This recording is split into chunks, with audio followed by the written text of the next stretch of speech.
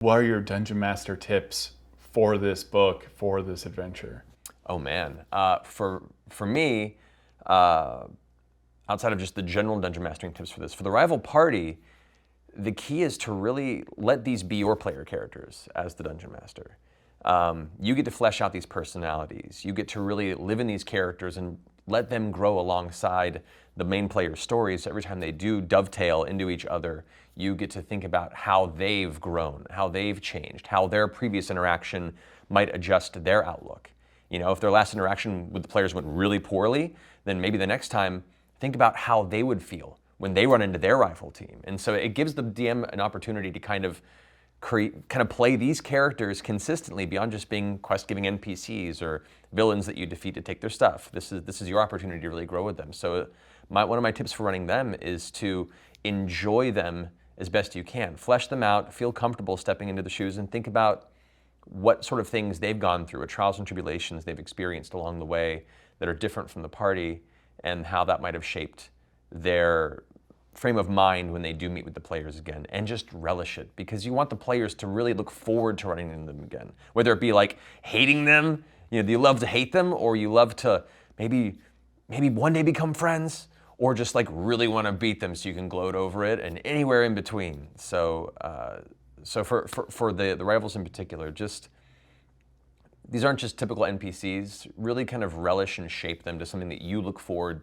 to playing them whenever they show up in the story, beyond just your typical NPC. Beyond that, as the story progresses, don't be afraid within the comfort level of your party, which is a big part of setting this, because the storyline can go to some very dark and disturbing places. Make sure everyone's on the same level of comfort with a session 0 and discussing lines and veils with your party.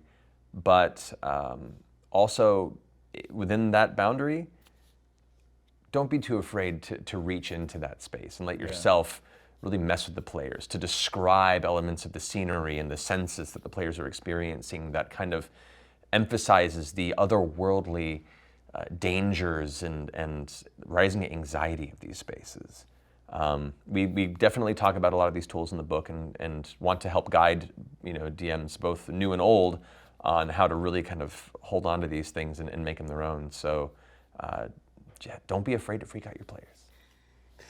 I get the sense that's kind of your DM style anyways, because I always like to make villains with a goal. Like, they have goals that move along with the players. Mm-hmm. Depending on what the players do, their goals change.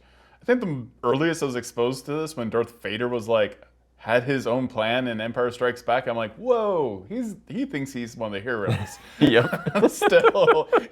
he still has things going on. Yeah, busy man. I feel like you do the same thing. Like, I love to know that I want every NPC I'm dungeon mastering to be real in my head.